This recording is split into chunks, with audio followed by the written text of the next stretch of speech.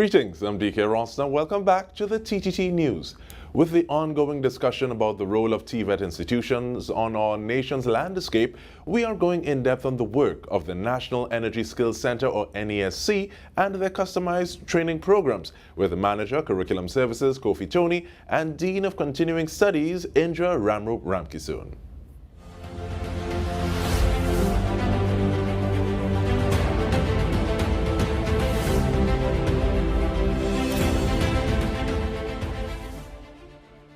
Welcome, Mr. Toney. Welcome, Mrs. Ramkissoon. I want to start with you, though, please, Toney. Can you tell us about NESC's mandate and how your position helps to bring that about? Thanks. No problem, and thank you for having me. NESC is really mandated to promote the advancement of education of members of the Trinidad and Tobago public in skills and the technology. And it's really meant to meet the demands of the development of the energy and energy-related industries, as well as the industrial sector. And as an institution, we do this through programs that are modeled around the skill expectations of plants in the energy and other industries. And our remit now even has gone as far as to include renewable energy and renewable energy technologies. My department, which is the Curriculum and Teaching Department, we support this mandate through first our curriculum development and review. And this is really us ensuring that our programs are aligned to the knowledge and competencies needed for the energy industry. Second, we support it through our instructional design and through our content development. And we really seek to ensure that we incorporate current industry and best practices and technology, and that we're able to mirror the working environment. It is actually one of our strategic goals for our workshops to provide an authentic industry experience. And further, we work to provide instructor training. And to support this, we ensure that we could deliver the curriculum and in an effective and engaging manner. Finally, my department, we ensure also that we monitor NESC's programs so that whatever we say is delivered is actually done in the classroom, and we evaluate the effectiveness of our teaching and learning process. And thank you so much for that. I want to bring you in, though, please, Mrs. Ramroop-Ramkissoon. So it's one thing, okay, well, you have a student, bright-eyed, bushy-tailed, and they go to NESC, and yes, they enter the workforce. Where does the School of Continuing Education play a part in this? Okay, excellent. So the School of Continuing Education is a division of the NESC. One NESC, our role is to provide certificate training at a lower level than for NESC, which would focus on diploma and craftsman training. So in addition to certificate training, we have a host of other services that we provide to the public. And if we were to consider graduates, our role would be as a top-up or to enhance what our graduates would have already been certified, so they can return home, return to NESC and continue training. So training doesn't end when you leave NESC, but it continues, and you're forever part of the NESC family and your educational growth. And with that in mind, what kind of services can the public access by the School of Continuing Education? So we have quite a portfolio of services that we offer to the general public. We offer certificate and professional development. We do customized training. We rent our facilities. So facilities rental is one of our responsibilities. And one of our unique and really I would say an amazing service offered is competency assessment to the general public and corporate clients as well. Explain that for me, please. When you say competency assessment, is it that you have these checklists that, and where do you get the criteria from in terms of measuring, saying, okay, well, this is what you're doing and this is where you rank against what you're supposed to be doing? Excellent. So I'm glad you asked that. So competency assessment can be for persons who, so say for example, you're a welder in the industry for a number of years. You would have learned the skill, you're excellent at what you do, but you don't have certification. You can come to NESC. We can use our standards in reflecting on our curriculum, best practices, the safety aspects, new and emerging technologies, and do a gap analysis and assessment of your capability. After this assessment is done, once you are successful, the NESC is able to certify you as a welder, and you are now pegged higher in industry because you are now a certified welder and is more recognizable in industry. And Mrs. Ramroop-Ramkissoon, you're saying that and I'm getting some chills, because one of the things that that conversations have been swirling around is the fact that there are some people who have been doing certain things for so long. They're competent, but they're not certified, so they're not able to access certain opportunities, be it schooling or certain pay grades. So I'm really glad that this is something that NESC offers. Mr. Toney, I don't want to freeze you out of the conversation. And when we think about TVET and institutions like NESC, we think of hands-on. We think of being able to learn where you are.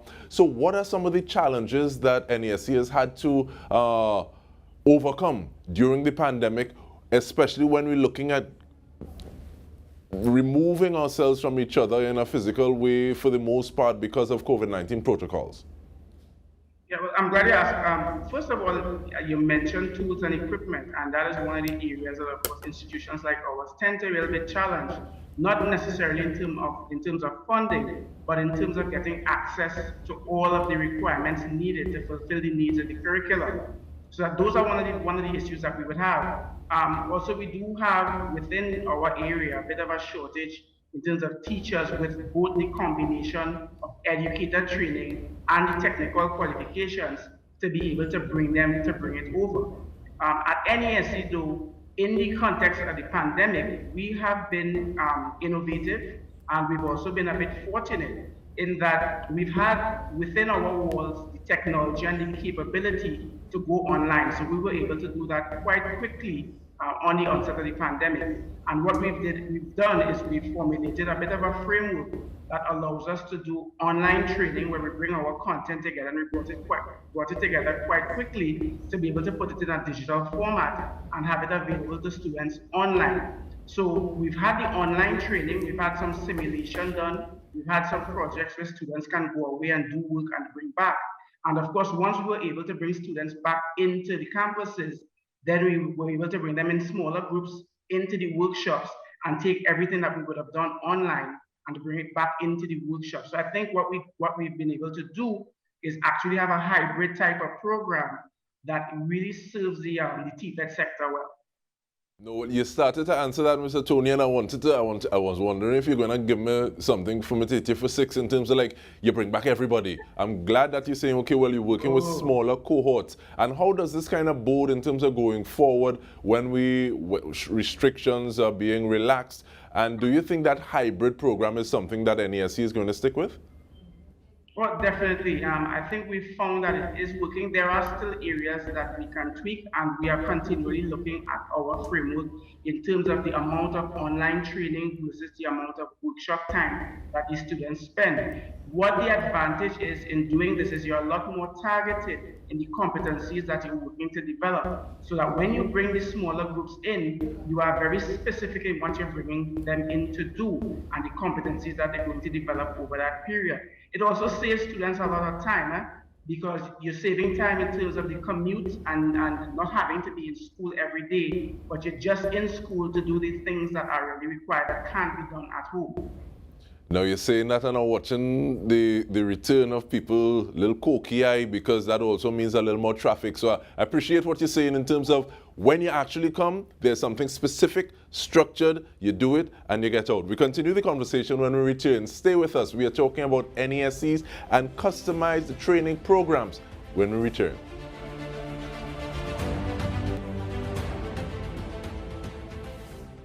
Welcome back. We are going in depth into the work of NESC with Kofi Toney, Manager Curriculum Services, as well as the Dean of Continuing Studies, Indra Ramroop-Ramkissoon. And Mrs. Ramroop-Ramkissoon, I want to talk about your relationship with corporate Trinidad and Tobago, please. Are there itemized package that you would have a corporate entity saying, this is what we want our cohort trained in? Can you do that? So one of the good things about our relationship with our corporate clients, nothing is off the shelf, nothing is prepackaged. Our clients have an opportunity to say what they want, and we can actually customize exactly the time, the modules, exactly what you want to cover, and we can offer that specific package to you. Also, we partner with a number of persons who contribute positively to the communities that they are located. So they do an assessment of what are the needs of the community as well, and that is exactly what we provide. So it's not just about satisfying your corporate social responsibility and doing your due to the community, but giving them and equipping them with tools and competencies so that they can actually have a better standard of life and contribute positively. And how do you get the trainers to deal with those modules? Is it that you have people on call, on tap, or you need to say, okay, well, we need someone to teach this, so we go and source them? How does that work? Well, in the various areas, persons are competent in the entire area. So once we develop and we work with our curriculum department, we will develop the specific items in specific areas that the company would require and develop a specific course outline entailed and to satisfy the needs of that customer. All right, and I want to know how many centers are there. Should we ask you this, Ms. Ramkissoon or Mr. Toney? I'm not sure. But in terms of NESC locations, do different locations offer different services? What does that look like? We do, and I'll give Mr. Toney an opportunity to explain a little bit more about the different campuses and what we offer. And it's unique to some areas and campuses. So I'll allow Mr. Toney to answer that question. Thank you very much. Right, so we do have four campuses. We have the Point Lisa's campus, St. Madeleine, Chagonas, or Woodford Lodge as we call it, and the Goldsboro Tobago campus. At Point Lisa's, as you could imagine, that is the hub of industrial activity in Trinidad and Tobago. So all of our programs actually, with the exception of drilling, is offered at the Point Lisa's campus. So we have 9 diploma programs, and we run 8 of those 9 diploma programs at the Point Lisa's campus. In St. Madeleine, though, which is the heart of the oil industry, oil and sugar industry, we have the drilling ring down at St. Madeline's. We have our drilling academy down there, and we also offer down there automotive information technology and electrician. The Chagonas campus has automotive services and IT, and the Goldsboro campus also has automotive services, but also offers welding, IT, electrician, and refrigeration. And what you would notice is we've tried to, as far as possible, have the courses or the programs at the campus that mirror the industries that are around that particular location. So that's the approach that NESC has taken.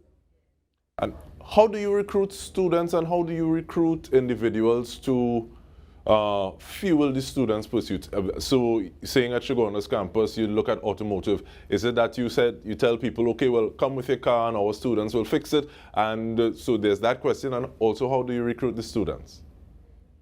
There's a limited amount of persons bringing in their vehicles or any other area for work at the campus, because much of our recruits, remember, you're coming in not having much of the information, much of the knowledge and competences. Really, as you go through the program, you will develop it. But that is an area that we have been looking at recently.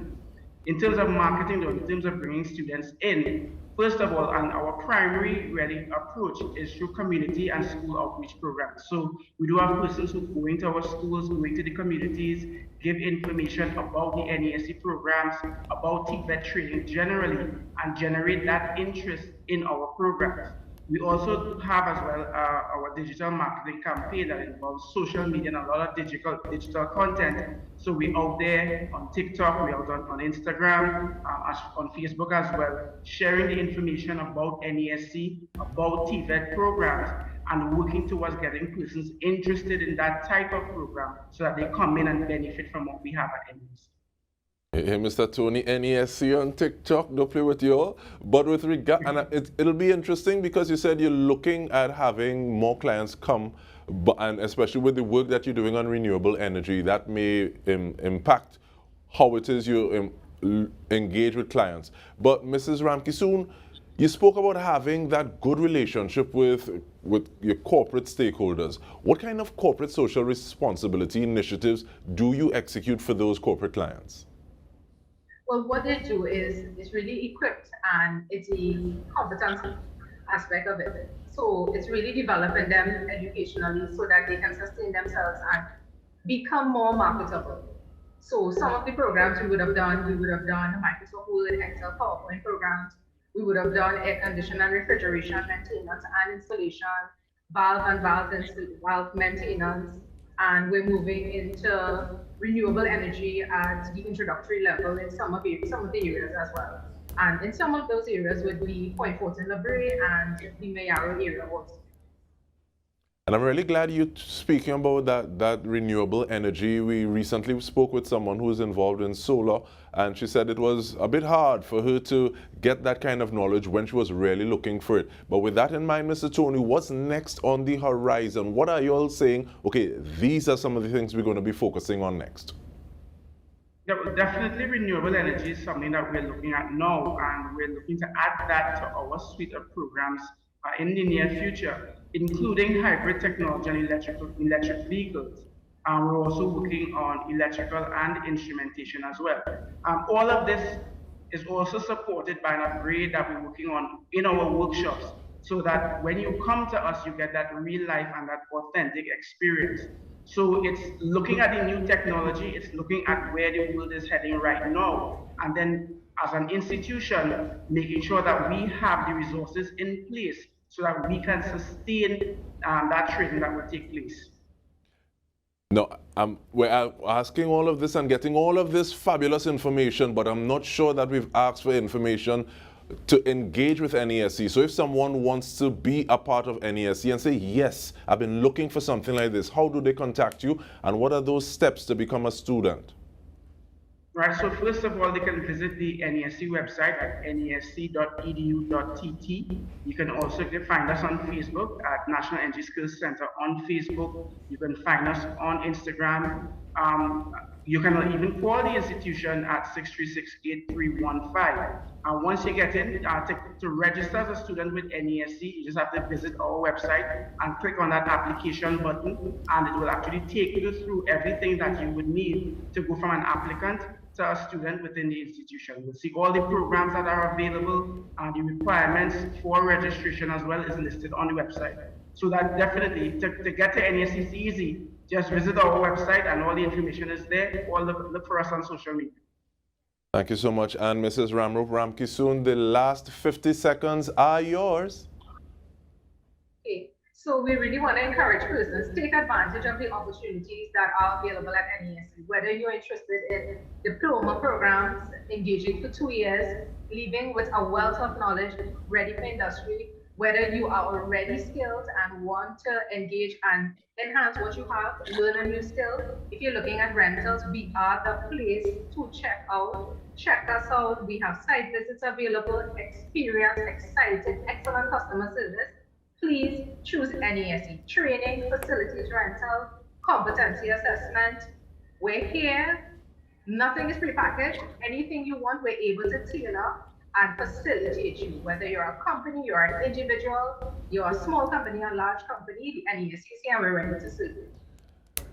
Mrs. Ramroop-Ramkissoon, you have me feeling like I want to ditch this tie and exchange it for a couple roles and organize, but we want to thank you so much. I can get one in your size. I have one right now. Just call me after.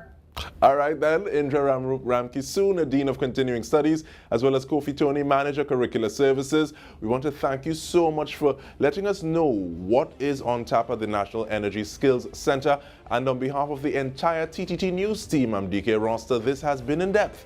Thank you for joining us.